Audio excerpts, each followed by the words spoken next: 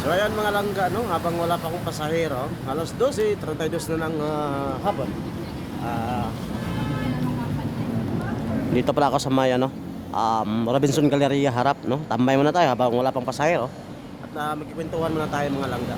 Alam nyo ba, kaya ng umaga, mga bandang alas 6 ng umaga, dito kasi sa trabaho namin talagang minsan, hindi lang minsan, madalas, na-experience namin yung mga ganong bagay. Nga langga, kunting kwentuhan lang muna tayo.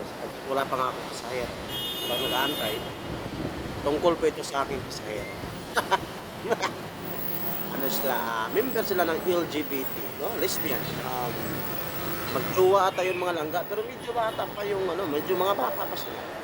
Tamang edad, hindi naman ganong bata, tamang edad, nasa tamang edad na. Nag-book sila ng motor o MC taxi. Bago ko makarating, meron na rin isang motor na nakatambay doon sa aming pick-up area, no? Sa kung saan sila nag-book, sa pick-up area, yun nga tama. May dumating na dalawang babae. Nung dumating yung dalawang babae mga langga, hindi pa sila sumakay agad. Hindi pa sila lumapit agad sa amin. Yun pala, medyo nag-away na pala sila na hindi namin alam ba. Parang nag-away. Yung away magjowa lang siguro. Ngayon mga langga, dumating ng tamang oras, tamang hudyat. Sasakay na yung babae sa akin. Yung isa naman, ang lesbian doon, yung isa, doon sumakay sa isa.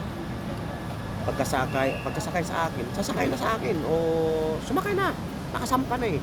Pagsampa, biglang pumunta sa akin yung lesbian. Magkalapit lang kami ng motor eh. Yung tomboy. Pumunta siya, hinablot niya yung bag ng babae. Palarga pa naman na sana. Sasabi ko sa pasahero, ma'am, okay ka na? Oo. Palarga nga hinablot. So, medyo nagganon yung motor ko. Pinabayaan ko lang kasi away magjowa. Hinantay ko lang. Nagkagulo sila dalawa. Sabi naman yung pasahero ko, wag ganon kasi nakakahe kay kuya. Diba? Tama yung ganon. At yun, talagang matagal. Matagal siya, nagtagal. Pinabayaan ko lang. So, sinablot pa rin niya. Nung pagkahablot pala, hindi niya binalik yung bag, no? Maragtis tayo, di ba? Hindi niya binalik, so hindi mo na ako tatakbo kasi yung bag ng pasahero ko, hindi pa naman niya nandun sa tumboy eh. So inantay mga ilang minuto, binalik niya yung bag, bag doon sa pasahero ko. Pagkabalik na naman, okay na po. Wala na kami. Bigla na naman yung hinablot. So, na naman kami, nangiwit na naman kami. Ganun yung motor ko ba? Isang gala. Ngayon, bigla niyang binalik lang naman niya. Ang gulo nga. Natatawa ko kasi alam mo yung away magjowa na parang mga bata pa na away pa. Naghablutan silang dalawa. Pinabayaan ko lang at ayaw kong tumakbo kasi pag tatakbo ako, itakbo ko yun, baka matumba kami. Ay, ma'am. Doon ka, ma'am, lalakarin mo pa yun. Doon sa harap ng Megamall yun. Sa harap ng SM Megamall. Babay-bay ka dyan. Tatawid ka doon sa may gwardiya. Tapos lakarin mo sa gilid ng EDSA. Makita mo yun. Nandun yung Ortigas Station yun. So, hanggang dito na lang kwento mga langga kasi nagtanong sa akin si ma'am kung saan siya. Pakamuning na siya. Saan daw yung MRT station. Doon pa yun. Lakarin pa niya. Harap ng SM Megamall.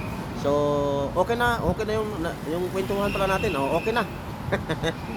Naging okay naman na sila. Habang tumatakbo ako, tahimik lang. Parang walang nangyari. Ganun talaga ang buhay mga langga. Love life talaga. Marites.